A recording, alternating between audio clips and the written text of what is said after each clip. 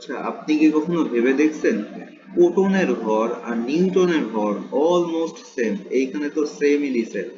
আমরা যদি আরো বিশ্লেষণ করি তাহলে হচ্ছে প্রোটনের ভর 1.673 আর নিউটনের ভর 1.675, 10 টু দি পাওয়ার দুইজনেরই হচ্ছে 10 to the power -27, 10 to the power -27 KG. এত ক্লোজ এদের ভর, এদের অবস্থানও কিন্তু একই জায়গায়।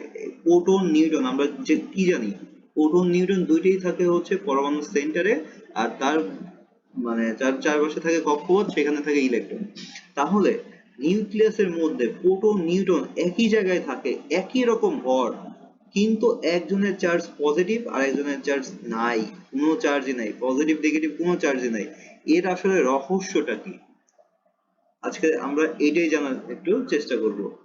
তার আগে জানতে হবে, তার আগে আমরা হয়তো অনেকেই জানি তেজস্ক্রিয় রশ্মি সম্পর্কে, আমরা অনেক কিছু অনেকেই জানি। আমরা জানি তেজস্ক্রিয় রশ্মি আছে কয়টা, বা তেজস্ক্রিয় কণা আছে কয়টা? তিনটা: আলফা, বিটা, গামা। আচ্ছা, এই তেজস্ক্রিয় রশ্মিগুলো কখন পাওয়া যায়? যখন একটা নিউক্লিয়াস ভাঙে, ভাঙলে পারে ওইখান থেকে আপনার তেজস্ক্রিয় রশ্মি আলফা, বিটা, গামা পাওয়া যায়। এবং আলফা মানে হচ্ছে হিলিয়ামের 2+ নিউক্লিয়াস। হিলিয়ামের থেকে দুইটা ইলেকট্রন নিলে পরে যে যে দুইটা প্রোটন আর দুইটা যে নিউট্রন থাকতেছে, এই নিউক্লিয়াসের নামই হচ্ছে আলফা। এবং বিটা মানে কি? বিটা মানে হচ্ছে একটা ইলেকট্রন, আর গামাটা হচ্ছে জাস্ট শক্তি।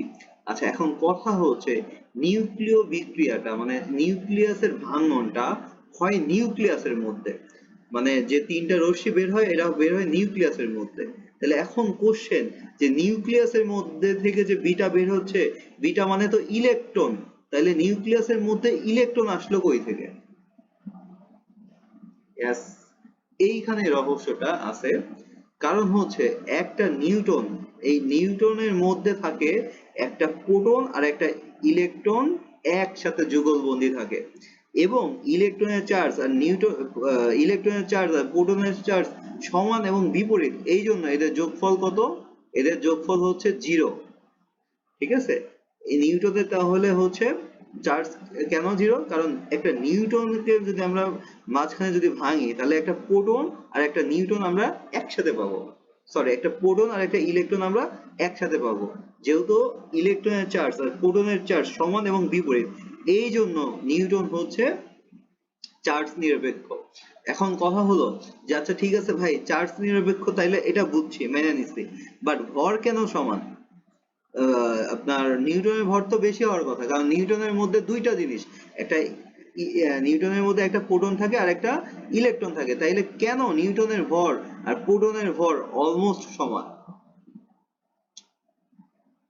আচ্ছা, একটু যদি আমরা খেয়াল করি, এই যে প্রোটন বা নিউটন, এদের যথেষ্ট ভর আছে, বাট ইলেকট্রনের ভরটা খুবই কম। ইলেকট্রনের ভর কত? 9 × 9.11 10⁻³ কেজি।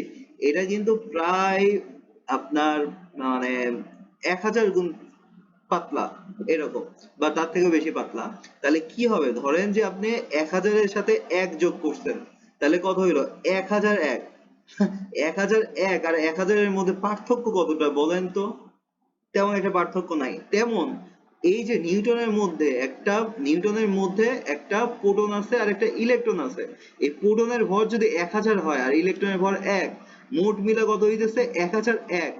তাইলে দেখেন, প্রোটনের ভর 1001 আর নিউটনের ভর সরি প্রোটনের ভর 1000 আর নিউটনের ভর 1001, মানে দুইটা কি অলমোস্ট সেম, তাই না? দেখতে অলমোস্ট সেম না?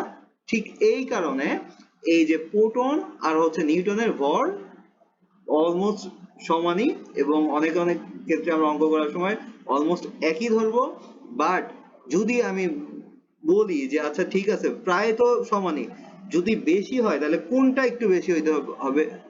অবশ্যই সেটা নিউটন, কারণ নিউটনের মধ্যে কি আছে? প্রোটন আছে, প্লাস একটা ইলেকট্রনও আছে। আর প্রোটন তো শুধু প্রোটন। এই জন্য দেখেন, বিশ্লেষণ করে যখন লিখছি, তখন প্রোটনের ভর হইছে 1.673 10⁻⁻27, আর নিউটনের ভর হইছে 1.675 10⁻⁻27। এই যে একটুখানি বেশি, নিউটনের ভর একটুখানি বেশি। তাহলে আজকে আমরা বুঝলাম যে নিউটনের ভর প্রোটনের কেন সমান বা অলমোস্ট সমান কেন? কারণ হচ্ছে একটা নিউটনের মধ্যে একটা প্রোটন আর একটা ইলেকট্রন থাকে, ইলেকট্রনের ভর যেহেতু খুবই নগণ্য এই জন্য অলমোস্ট নিউটনের ভর আর প্রোটনের ভর সমান। আর নিউটনের চার্জ নিরপেক্ষ কেন হচ্ছে, কারণ নিউটনের মধ্যে একটা প্রোটন থাকে এবং একটা ইলেকট্রন একসাথে থাকে, যেহেতু দুজনের চার্জ সমান এবং বিপরীত, সুতরাং টোটাল চার্জ কত, 0। এই জন্য নিউটন নিরপেক্ষ। ধন্যবাদ।